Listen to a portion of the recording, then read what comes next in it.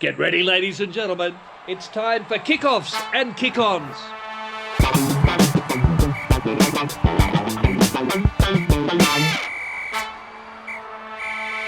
All right, are you doing the countdowns now that you're sitting next to me because the sweaty? I think Swoop can go this one.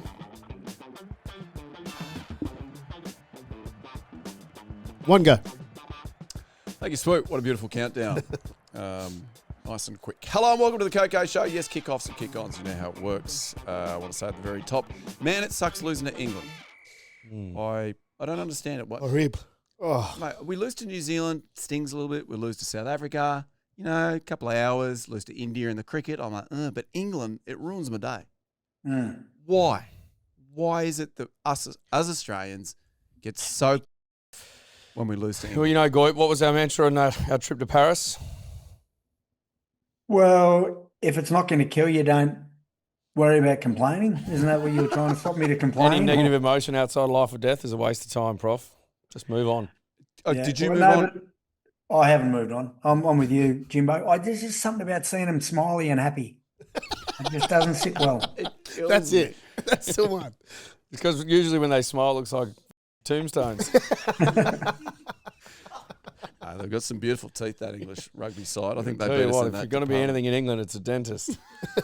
This is good. We need this. I don't get it. I apologise to all the English. If you are from England and you're watching this, does it work the other way round? Do they feel the same sting, or is it when Ireland beats them or Scotland beats them, or like do they actually care about us? Can you write in? Do you know? Yeah, I know what you mean. Yeah, it's just something. I don't know what it is. I like English people. They're good fun. Yeah, they are good people. My old man's from England. My mother-in-law's from England. They're good. They have a laugh. They have a beer. They're very similar to us. But it kills me when we lose to them. Oh, man. Anywho, we'll be talking. Shelve that. Park it. I will park it. Gentlemen, let's actually get into it straight away. Can you just tell me how and why we lost that game? You are the three experts. Who would like to go I woke first? up for it. Yes. It was one part of the game which we knew was coming, was their kicking game. And, Gitz, you spoke about it last couple of pods about that, the aerial contest is going to be an area of high importance for us. And I just don't understand why we didn't change strategy going into that game. And what by that I mean, we still kept Tane Edmed. Okay, that's your decision. But you knew the kicks were coming. Like George Floyd would just sit in a pocket, putting up high balls. Alex Mitchell from the base of the ruck, high balls, like on repeat. And yet we still only had Tane there back by himself, who did pretty well under the high ball for the most part.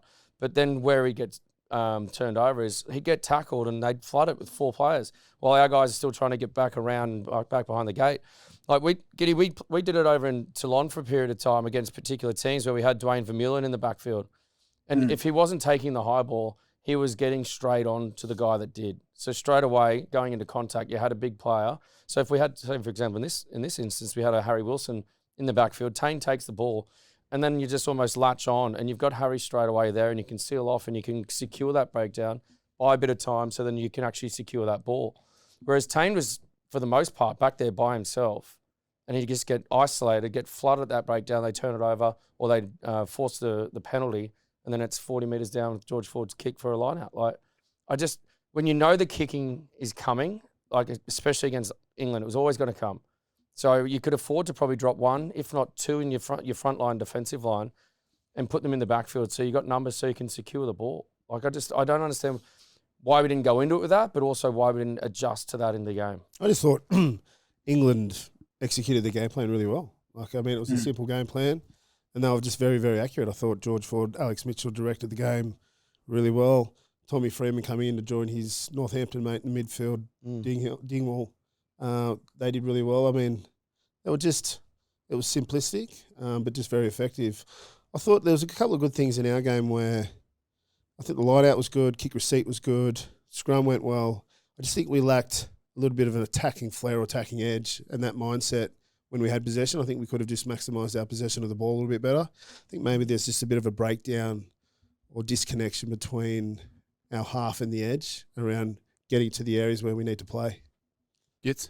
Yeah, I agree with both of them. And I think talking about the attacking edge, I thought early on we were losing that physical battle. Like we're getting smacked when we carry. And then often the ruck speed would be slow they'd set again, come up, they'd smack us again. Like we weren't as effective with our carries, I thought, especially early on.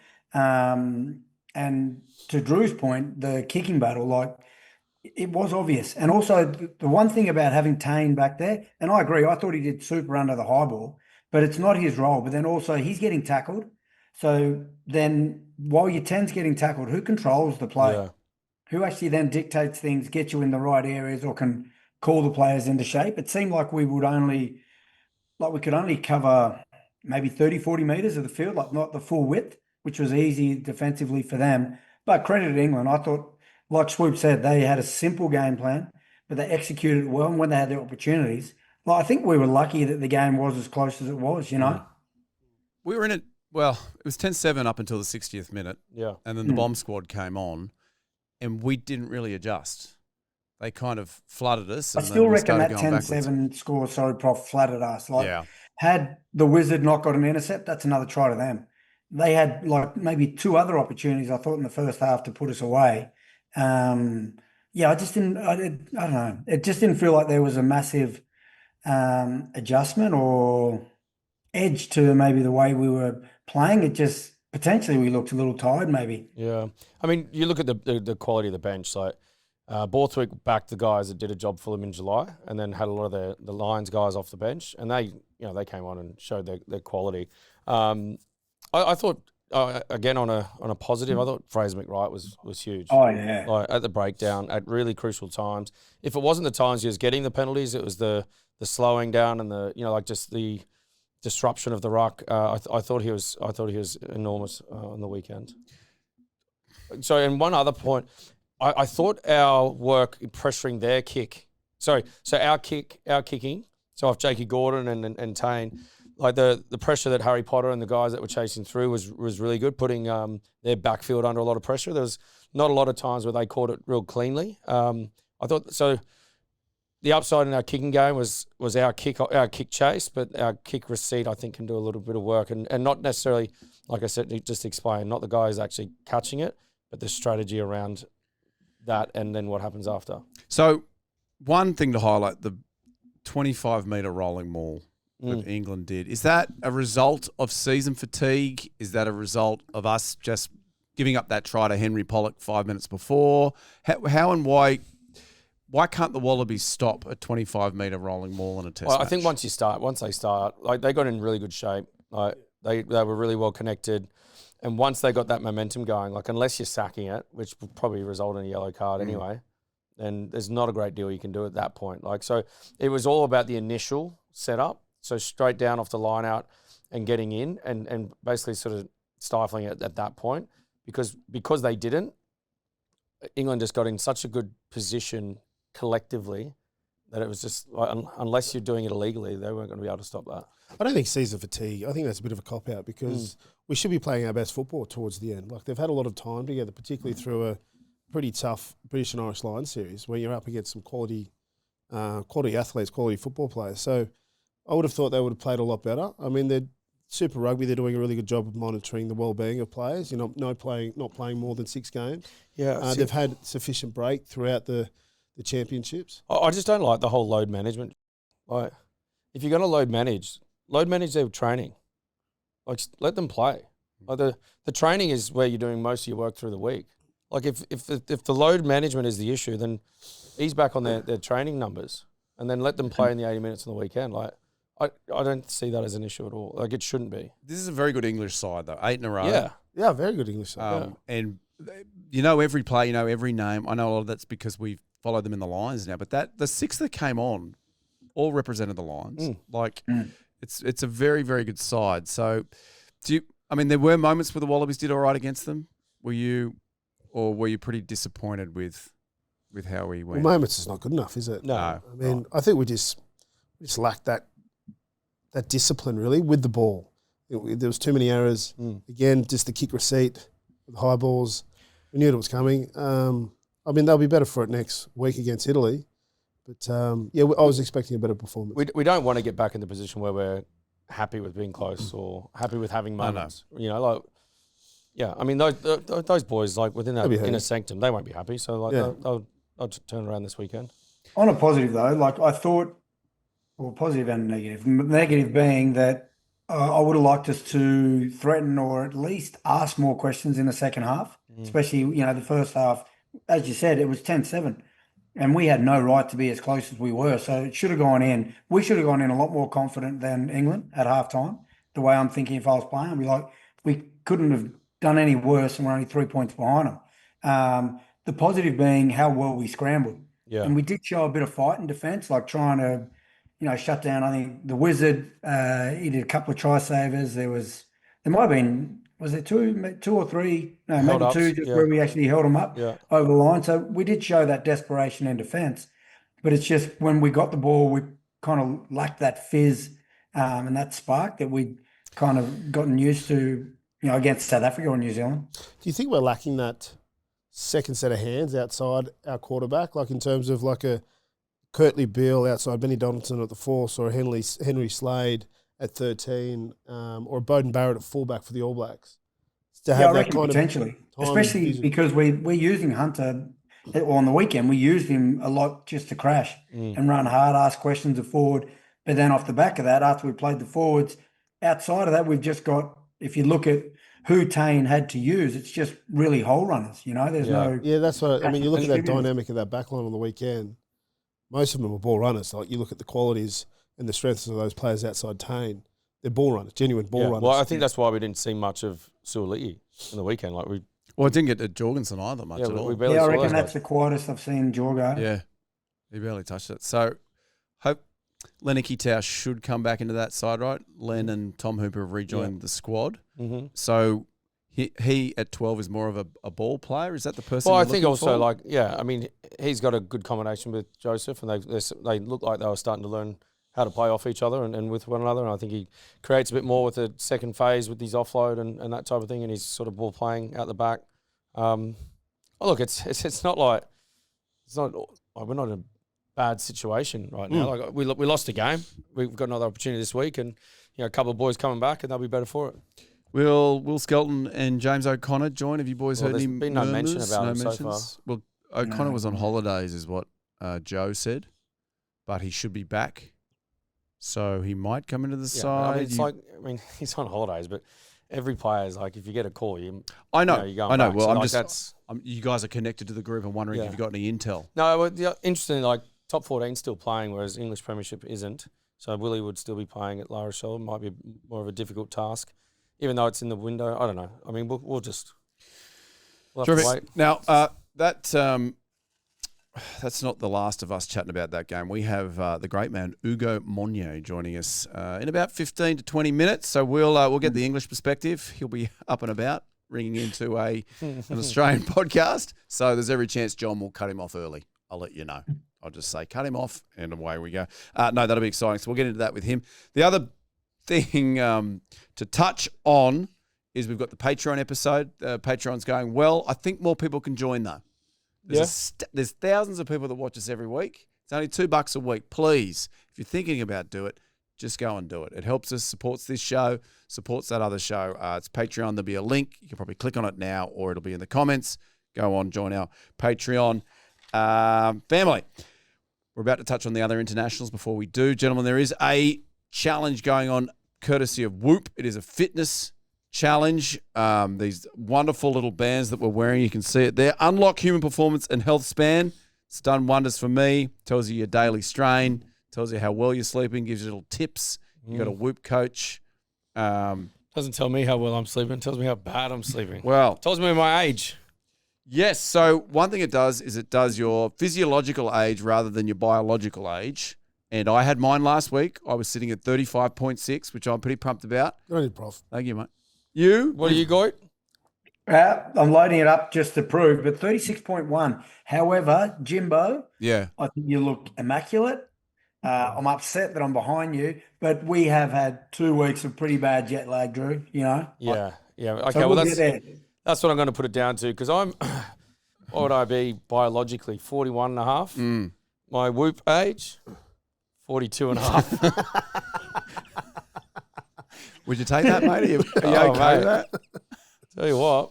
I loved how when we were doing it on the WhatsApp chat and everybody was putting up their age and you put yours up and then I put mine up And then you said, what'd you say? Try living 1 week in my life. I was like, yeah, fair enough. 42.5 is not too bad. To be fair, it's also, my life is what it is because I make these choices. Yes. Well, your Whoop coach is going to solve those. A gentleman that's involved with Whoop is a guy called Brian Johnson. Do you know the life hacker who's trying to extend his?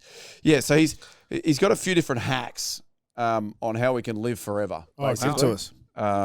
So let me Do we want to live forever? Imagine this feeling forever. Pure joy. I'd be up for it. So let me ask you some of these. Have you any of these? Sleep hygiene and professional sleeping, having a consistent bedtime, basically the same bedtime window every night. Have you been doing this? That's tough. 2 a.m. Swoop. Is it every night? Eating dinner early. I do that because of the kids. You blokes? Yeah, generally early. Yeah. Yeah. What time are you doing? Generally, dinner? Yeah. Maintaining an ideal temperature in the room. Oh. Whether you like it scorching hot or icy cold. Okay, I could probably work on that. Plant-based diet and intermittent fasting. Does anybody do the fasting? Yeah, I'm not much of a morning eater. 1 hour of exercise every day. You'll have to cut back, Gits. You doing that, everybody? Red light therapy. You've also got your 5 hours of gardening you might have to cut back. Well, you can also... I was going through and I wanted you guys to notice I did 3 hours of knitting on the weekend, but nobody jagged it. Yeah. Some of the things you can choose are pretty good. Right. What were you saying about red light therapy? What is it? Red light therapy. Is that where you go for a massage, Swoop? Oh, but they're outside. It's a bit awkward standing at the front door for about half an hour under that red light. Right. Yeah. Oh, it's for hair and skin. Right. Okay. Do you leave your Whoop on when they ask you to get on the yeah, you do. Stem cell therapy to repair injured tissue. I mean, this bloke Gene editing therapy. Like, yeah. We're not all bloody billionaires. So take some of those. Gene editing therapy. That would give me hair and height, wouldn't It's it? an expensive hack. What's going on there? I'll come in How are 1 we week and editing genes? Sounds like, what's his name? Tony Stark or something. Yeah. Stem cell therapy. Anyway, please get on. You can join our community. I think also if you buy a Whoop with the code that's up there now, Tommy, we get a slice. So please go buy a Whoop. The community is growing beautifully. It's up to 130 something. Yeah, I was right down the bottom of the strain the other day. About 114 out of 121. Did you do anything? No, that's why I was at the bottom, Prof. I get worried because sometimes I'm up the top of the strain and I've done nothing, but I've been cranky with the kids. And so I go, no. You should do that, like shouting and rousing and Bit of Does that on the that help weekend. you strain? Screaming at him? Yeah. it's because he's elevated heart rate. Yeah, for most of the day. Anyway, get on, do your Whoop. All right, All Blacks defeated Ireland 26-13 there at Soldier Field in Chicago. I don't know if you guys saw the scenes. What a stadium. Full of American fans, which was great to see. Soldier Field. Soldier right. Field, yeah, which, as we all know, 2016 was the place where the Irish got it done for their very first victory against the All Blacks. 2015 is where Australia beat the Eagles, USA, before the World Cup. Much bigger result. I should have started with that. Yeah. Sorry about that. Did you watch it, boys? I caught the last 30 minutes of it. Okay. Yeah, and it was a strong finish from the All Blacks. Really strong finish. Obviously, there's going to be a fair bit of chat about Tyburn's red card. And interestingly, you saw Beauden Barrett's comments after the game saying like he didn't think there was any intent at all. He empathised with Ty, saying he didn't know what he could do in that situation. It went behind him, didn't realise that he was going to get the ball. And he said he's going to help in Tyburn's case. He's defending him. Just to help to mitigate it in any good. way possible. So I think that's that's what rugby's about as well. Like he understood there was no intent, and It was an odd one. Like it just felt like two blokes running into each other at upright. Like there was. It's because like if letter of the law they go arm tucked, yes, contact of the head, yes. Was there a dip? No. It's just like anyone with the ball in their hands now can run towards a defender and kind of go headbutt the shoulder and get a penalty out of it. Yeah. Potentially a red card like that. It was another moment, and we spoke about this, about rugby getting out of its own way, where you had a stadium with 60,000 American fans, and it took forever to make that decision. I know the stadium wasn't hooked up so that he could see it on the big screen, but it was 4, 5, 6 minutes.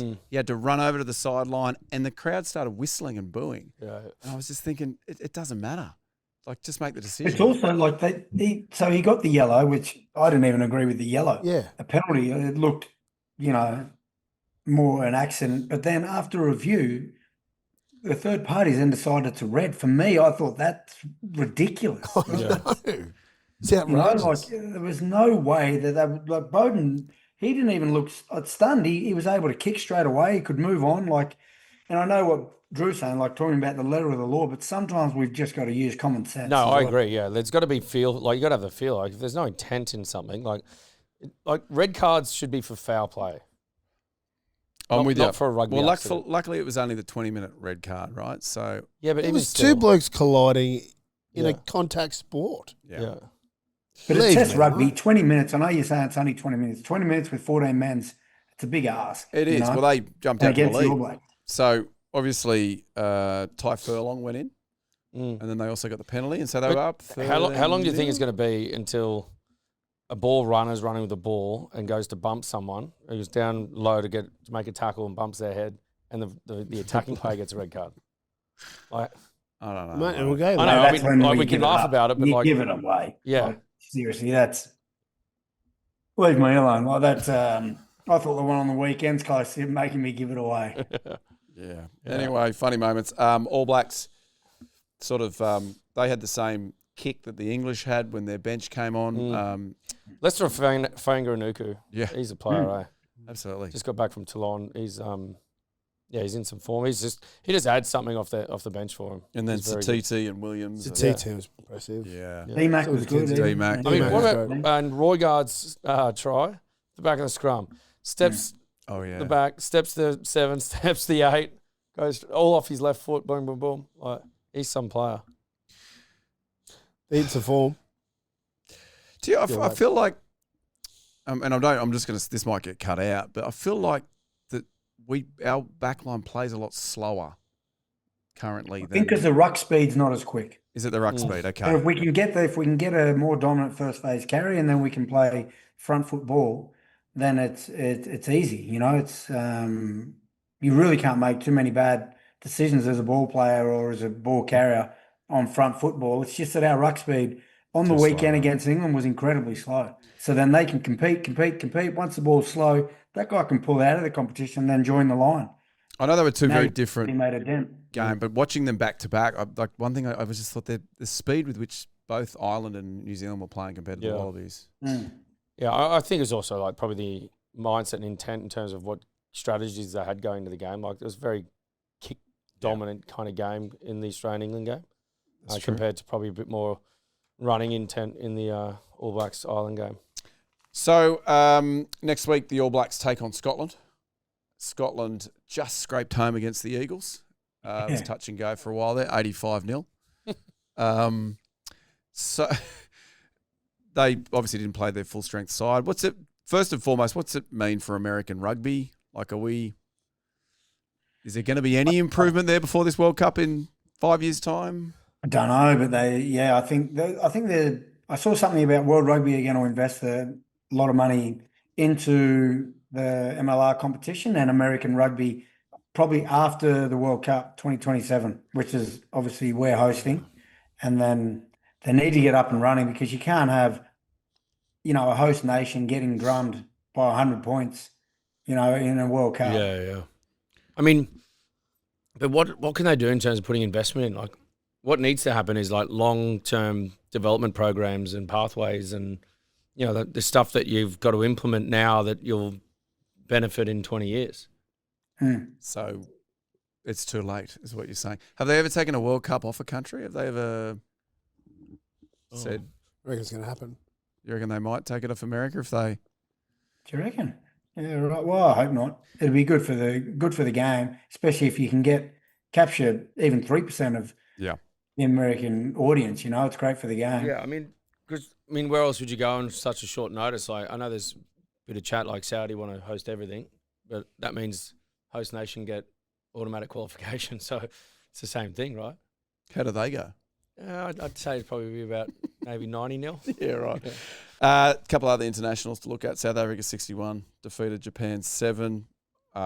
It's become the Feinberg Mngunduzulu show when you watch South Africa now. He's something special. Yeah. Well, you talk about that ruck speed or dominance up Yeah. front. He's playing off a phenomenal pack, you know. And I agree, he's playing super well. He's an extremely talented player. I just hope we don't prop him up too much and expect too much from him too soon. There's already talk of comparison to Dan Carter and that, which is nice and it's great for him. But just as long as we allow him to develop and keep, you know, playing great rugby like he is. But yeah, playing off the back of that forward pack, that'd be pretty special too. Should we have? I mean, 61-7. What was our score with them? 19-15 or something. 14 or Yeah, but it's something. also like we weren't close to our best side, and I mean, also like South Africa, they're at the top of the pops. You know, there's probably a little bit of a difference there. So Let's not compare. yeah, Jimmy. don't compare. It's apples and oranges. Okay, quite right. Cheslin, friend of the show, he was at 15. Tommy's written here was good but not great. Tommy thought there was a couple of areas he could be better at. So Yeah, I mean, look, he's a class player. I think it's going to be one of those things. He probably hasn't played fullback for a long time, and it's going to be parts where, you know, positionally or how you can implement or impact the game and inject yourself is, you know, probably not as second nature as it would be for him as a winger. Big Quaggy Smith, he came on at it again. Yeah. he was good.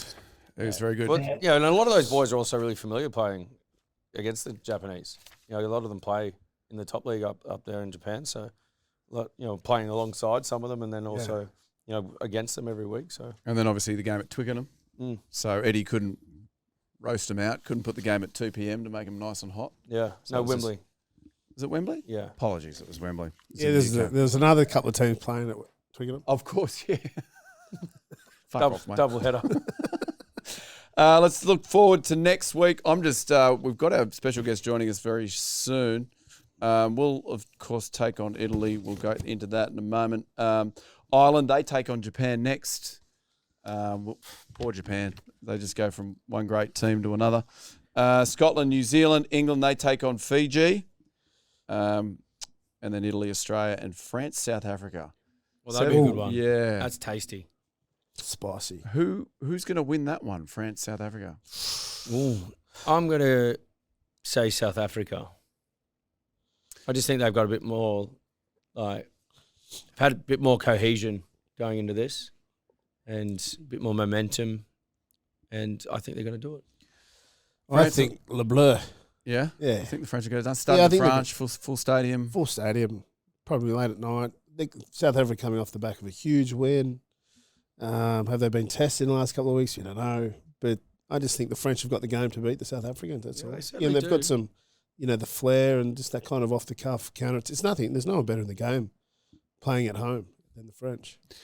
Gets? Yeah, I'm going to go with the French as well. I don't know why. I just feel like I think they'll be up for it. Their first home game, Stade de France, against, you know, arguably the best team in the world. So it'll be a big occasion. All right, everybody ready? Here we go. Yeah. The mood's been pretty low here, Ugo, as you can imagine. Just really trying to rev these blokes up. They're pretty sad that Japan lost. Jokes. All right. Let's do this, eh? Tommy writes an intro. Sometimes it's offensive. Normally when it's an Australian, it's offensive. Normally if it's an Englishman, it's really polite. So we'll see how we go tonight. This week on the KOKO Show, we are joined by one of the biggest personalities the rugby world has ever seen. This bloke has played 14 tests for England, 241 games for the Harlequins, and 2 appearances for the British and Irish Lions. With a premiership title and a Challenge Cup win under his belt for Quins, as well as being the leading try scorer on the 2009 Lions tour to South Africa, this bloke now butters his buns on TNT Sports as the pundit of all things rugby. So please put your hands together for a man that came a disappointing 5th in his heat of the English school's 100-metre sprint at the age of 18. Oh. That's some good research.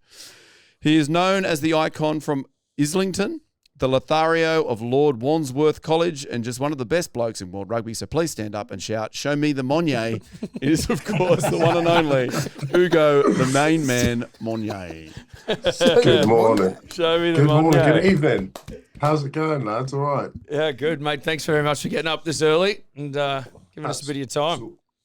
Yeah, it's been a minute. It's been a minute since I was down in Oz. That was a good time. Yeah, that was a good Have you time. recovered? Just about. Honestly, it was like going on a rugby tour just as a fan, just as a punter. That's a different level. Like I enjoyed myself. Yeah, you may have had a good recovered. There's time. a few hearts still being mended here in Australia. Oh, mate, leave it out. I'm talking about mine. Oh, yours. When you got on that plane, it broke my heart. Yeah, no, I get it now. I get it. Ugo, can you set the scene for us? Where are you? What's the time? So it's 6:30 in the morning. Okay. Kids are up. It's the start of a brand new week. I've just had 2 weeks of half term, and I love my kids. Like, I love them. They're awesome. I love hanging out with them. But I'm so happy they're going back to school today. Like they need school. I need a break. And we're just keeping it moving. But yeah, it's early here in London. Mate, tell us what's the chat been like after the weekend's performance by the English over the Wallabies? We notoriously really bad starters in any tournament, whether it's the Autumn Nations or the Six Nations. So there was a little bit of nerves, but there was a huge amount of positivity, like an England team that won their last 7, 13 obviously on the Lions tour. And really excited to see what Oz were about. We know they were shorn of a few players and big players like Len Nikotau not being there, Tom Wright not being there, Hooper, and big Will Skelton, who I think is just a difference maker.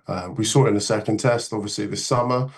But yeah, generally people are happy. They're really happy, actually. And I'm probably not in the company to say it, but we feel the scoreline could have been more and maybe even flattered the Aussies a little bit.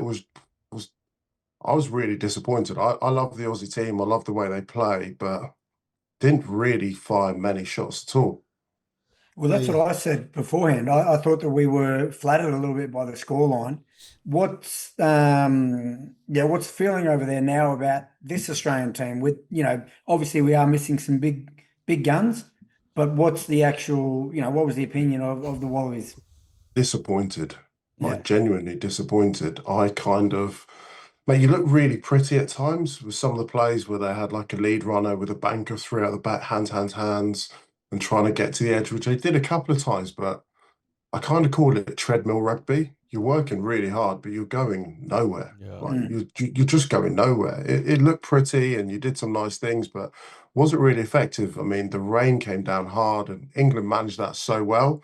Aussies went to the air a little bit, but they look like quite a stubborn team. Like, we're just playing and we play from everywhere and we love it. And remember Tom Wright's try in the second test, open it up, playing from deep and looking really sharp, but also and just an understanding of how to play the game. And England show that because they scored 2 tries and box kicks, bang, gone. Henry Pollock and Ben Earl in the first half. So I don't know. I wanted more from Aussie because you want to see in these test matches the best teams with the best players go head to head at their very best, and we definitely didn't see the very best of Oz. I don't know, what's the feeling been like over there for you guys? Yeah, I think much the same. Probably disappointed. We've made some sort of good ground in the last sort of 12 to 18 months, but that performance probably wasn't really indicative of where we've got to. And sure, we can sit there and say that we had a few players missing, but I think, like you say, like when you're not firing any shots and, like for us, a big part of our game that we've been sort of, caught short on is our kick receipt area, the high balls, but then what happens after the high ball team was getting flooded at the breakdown a number of times. And again, maybe to your point about being stubborn, our lack of willingness or ability to adapt on the run and, like maybe put an extra couple of players back and support him a little bit more. But it's kind of just like the same areas for us that we're having trouble with, we continue to have trouble with, and we're not finding solutions for it. So that's probably the most frustrating thing, I think, for us. I mean, we spoke about a couple of positives being like our scrum, our line out, our restart receipt being, good. However, just lacking that physical kind of, or that attacking edge when we had possession. I think back on the England team, was there any standout performers or notable performers that impressed you the most on the weekend?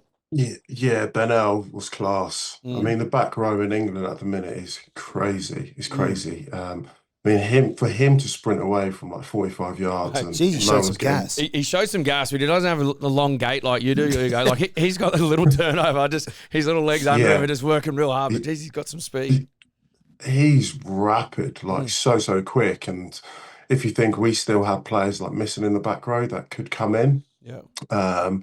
the bench was massive for us. Like last year, the autumn, the first two matches we played, you guys obviously lost in the last minute and then lost against New Zealand, all in the last 20 minutes. And then it was the final 20 minutes where we tore away. Pollock scores on 59, having 6 lines on the bench, mate. The strength and depth is insane at the moment. Tom Roebuck on the wing was crazy as well. So I think they were the two stand-up performers. But overall, I was sat in the stands, and the disappointing thing, but the positive thing for me as an Englishman is there wasn't a point in the game where I thought, oof, we could lose this. Do you know what I mean? Yeah. And this is against Australia. I just didn't ever, I was never thought, I mean, when Harry Potter, I mean, he had an unbelievable 2 minutes. He holds Ben Earl up over the try line. Then, like, within 2 minutes, he scores the intercept.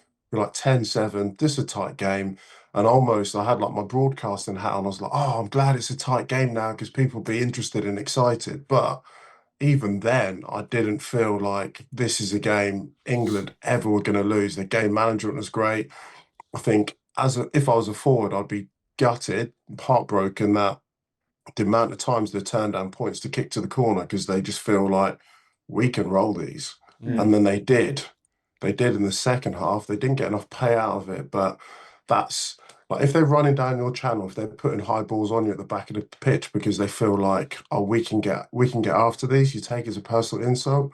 So them just kicking to the corner just because they feel like they can get after them, I'd take that as a personal insult. But yeah, generally we were good and comfortable, and considering it's our first hit out, this is a team that will only get better for sure. Other than like Fraser McWright was a clear standout from our point of view. Was there anyone else that impressed you? Like watching it live, was it like I thought even Joseph Swali early on the first half, his effort areas were really good, but was there anyone that you were impressed with?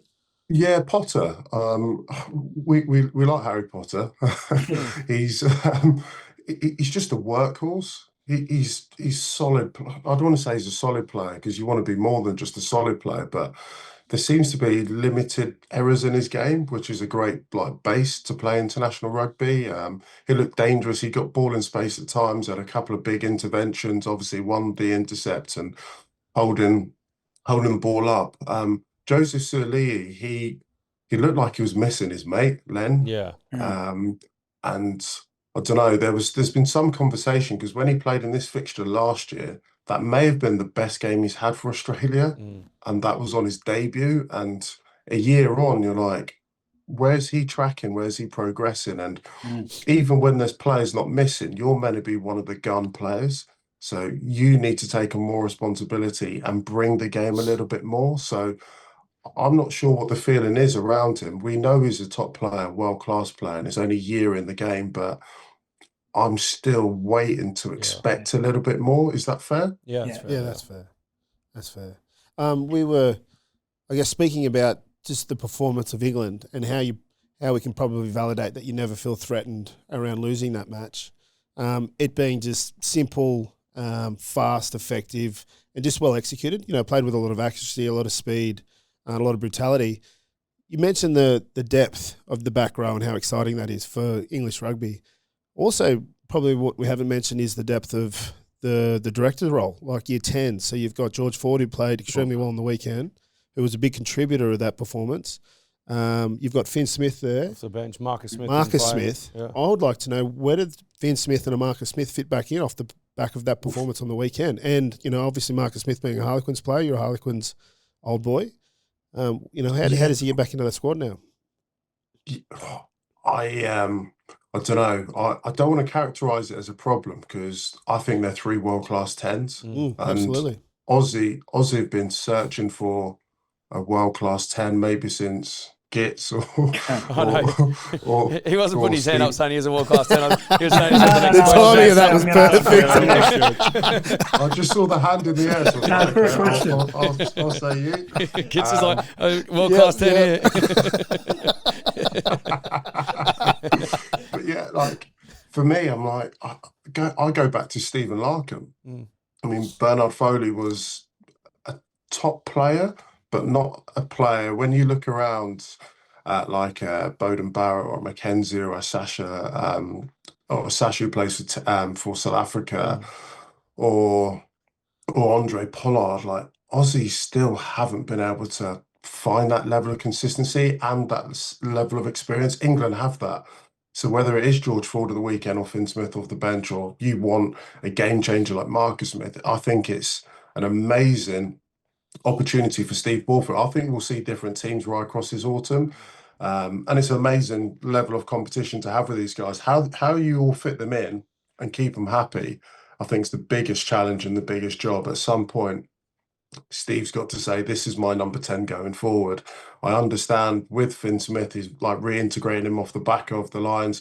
I wouldn't be surprised to see him start this weekend.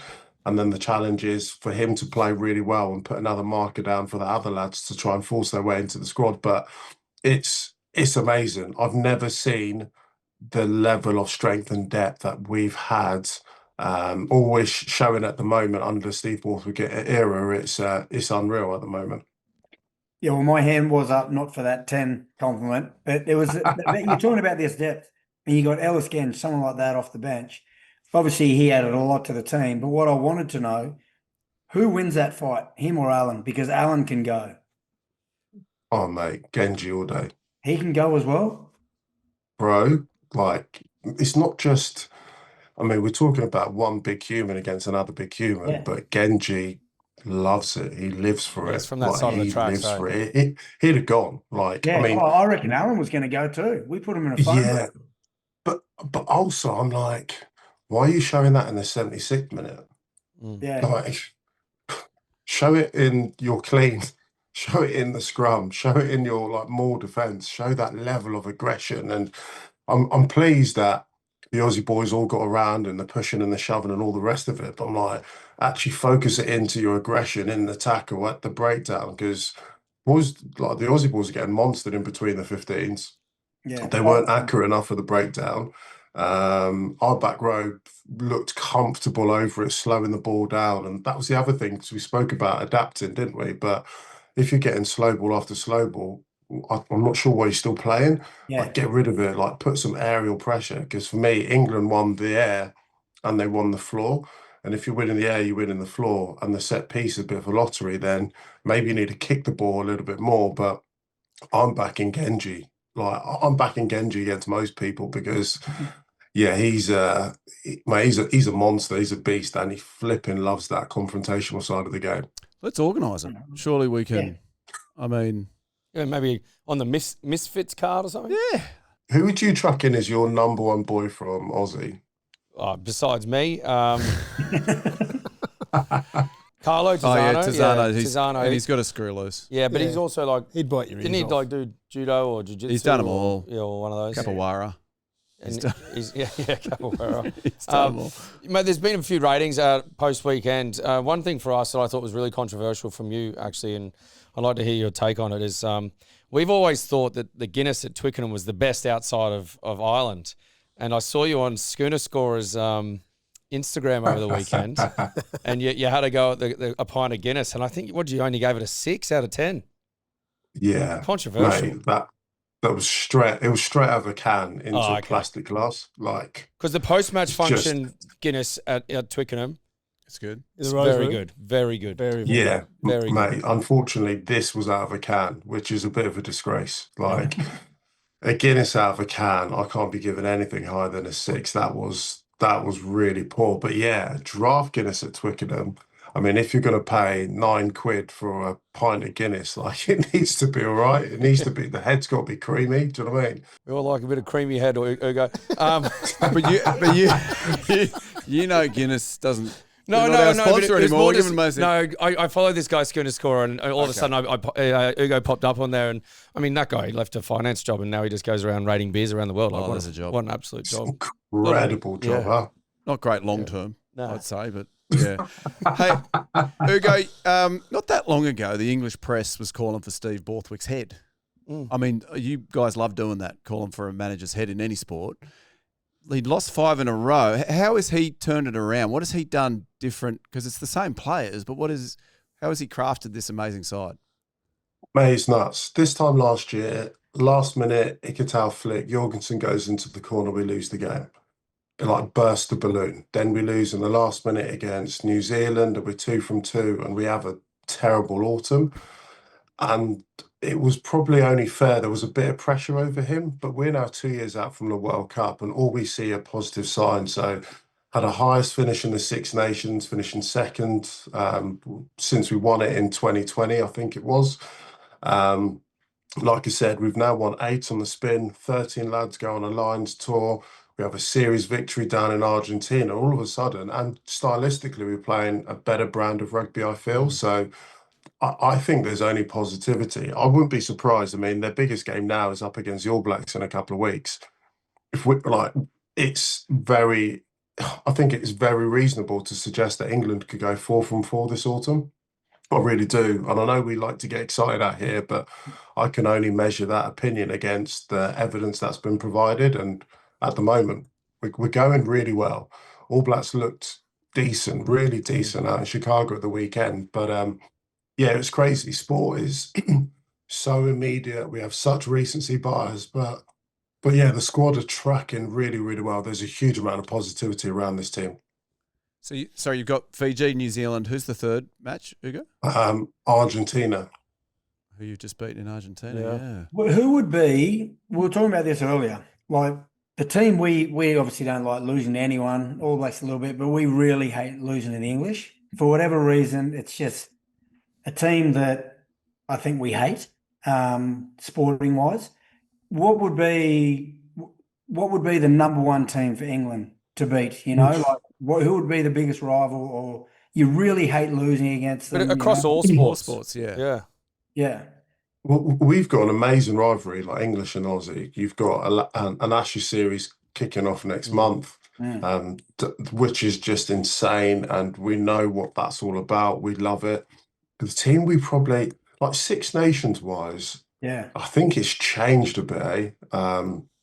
I reckon the last few years it'd be Scotland, because they've like had the wood on us for the last few years, and then we reversed that in the Six Nations.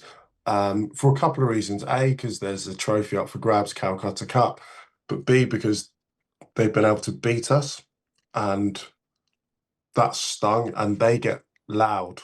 They get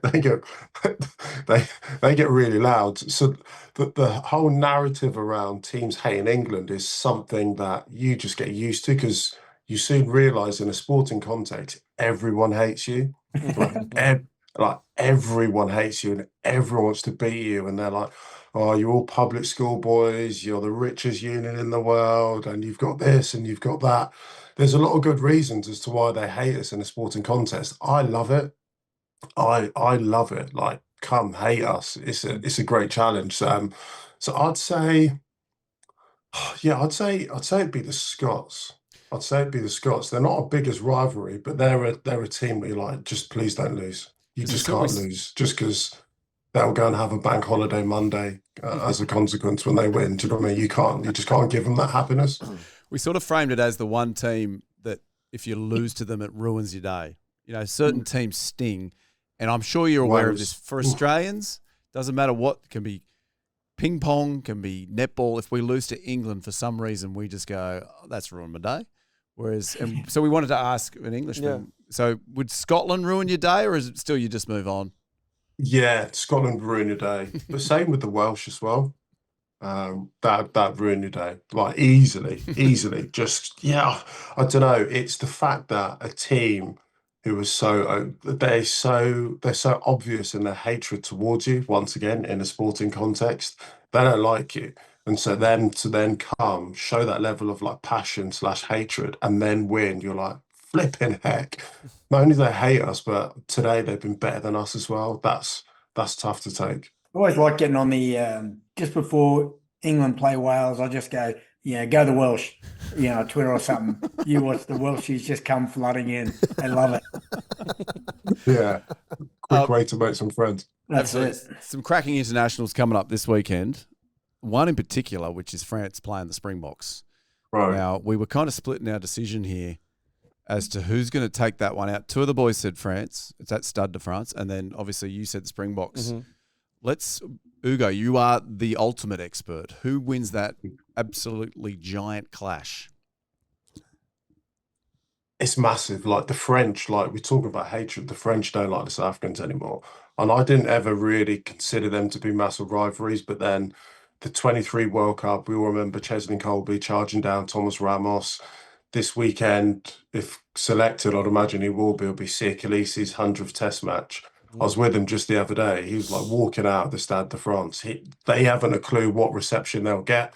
Got Fabien Galtier chucked in a bomb last week saying they're going to shut down training because Rassi's going to be spy. Like, they're just adding a huge amount of spice. And I just think sometimes in Test rugby, just say nothing. Like, why do you want to poke the bear? Like South Africa. Like, of all of the nations, you want to make them angry. They're the world champions. They beat you at your own World Cup. I mean, you guys know exactly that feeling when you did a job on England in 2015 at Twickenham, right? No better feeling. You've ruined someone's party.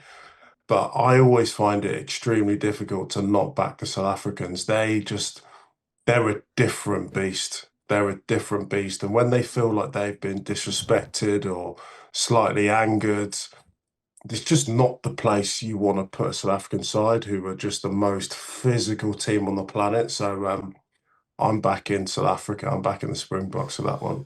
There you go. Back and drew up. Now you watch all these amazing rugby players all the time. For you currently, putting aside the TNT, pundit hat, who's your favourite player in the world right now to watch? Where you just sit down and you go, I can't wait for this. I'll give you one big man, one little man. The big man's Will Skelton. And I think it's a travesty. And I know geographically and contractually he's not allowed to play every single game, but I don't think there's a player in the front. Actually, no, that's not fair. A player in the front five, I was going to say, but he makes such a difference. Such a difference. I think Oxin Che's another superstar player. We've got the World Rugby Awards at the end of this month. They'll be up in the running for it. Drew, you're a part of that panel. Yeah. They'll certainly be in the conversation for Team of the Year. But Cheslin Colby, I think, is a once-in-a-generation player. Like, he is silly. Like, the work he does in the air, in defence, but then just his running ability. We haven't had a player like him play the game since maybe Jason Robinson. He is stupid good, and every week. And you can, in a way, he sets you up to step and accelerate and get away from you, and he does it every time. Like, he's crazy. I think he's the best player on the planet at the moment. There you go, Cheslin. And can't argue with that. Willie Skelton. Cannot argue with those. Happy with those? You know who will argue with that? Brian Habana when he hears about it. He won't like that at all. He won't like it. He might just have to accept it. Is that fair, Cheslin? Absolutely. Yeah, I agree. Whatever you say is fair, mate. Ugo, we've taken up your time. Thank you for getting on so early in the morning. Looks like the beautiful sun's shining through that window. Mate, it's going to reach highs of 12 degrees today, gents. Mate, get those kids to school, get back, bit of WP, how good. Yeah, feed up. Very, very happy for today. Today's a good day. Kids back to school, Congrats, we love mate. it. Congrats, you deserve it. Thank you so much for joining us. I was about to say good luck to England on the weekend, but that goes against everything I'm made of. So go Fiji. Who have you guys got? Have we got Italy? Oh, that'd be tight. We did. He actually meant that. No, I know, because it wasn't that long ago we lost to him. Yeah. It's only 3 years ago. Well played. Oh, God. All right, on that very somber note, we'll let you go. Thank you, Ugo. Very good. Thanks for joining us. Thanks, brother. Appreciate it. Gentlemen, take it easy. Good to see you. There you go, folks. Very happy Ugo Monye. Yeah, he's good, isn't he? He's one of the best pundits in the world. Yeah, he's very good. Mate, I thought we were on his show. Just then. He was that good, yeah. Oh, He's very good. Yeah. He's slick. Is he on your Mount Rushmore of pundits? Yeah, I'd say so. Fantastic. Oh, if he goes on, you're off, Prof. So. Oh, that's a shame for Ugo. Yeah. There you go. Cracking show. Australia, they take on Italy this week. We'll be cheering them on. Make sure you get up and watch it. That is at 4:40 in the morning. Yeah. Bit better for us? Yeah, not too bad. Not too bad. Gits, you'll be up anyway, won't you, at 4:40? Yeah, that's usually where I'll be on the treadie. Yeah, of course. Yeah. getting ready for the day. Just a reminder, you can catch us on Patreon, $2 a week. Get on, click the link, do what you got to do. Follow us at Kickoffs and Kick-Ons. Show's going well. Only a few weeks to go. 3, I think, gents. 3 or 4 weeks. Championship rounds, fellas. Been a season. Been an absolute season. Anybody got anything else to add? No, but Drew does. Oh, wow. That is the best video on YouTube. You know what you need to do now? You need to like and subscribe down there. Or if you want extra content, might be down there, you need to go up here or up here and get more of that gear. Thanks for supporting Kickoffs and Kick-Ons, and we will see you very soon.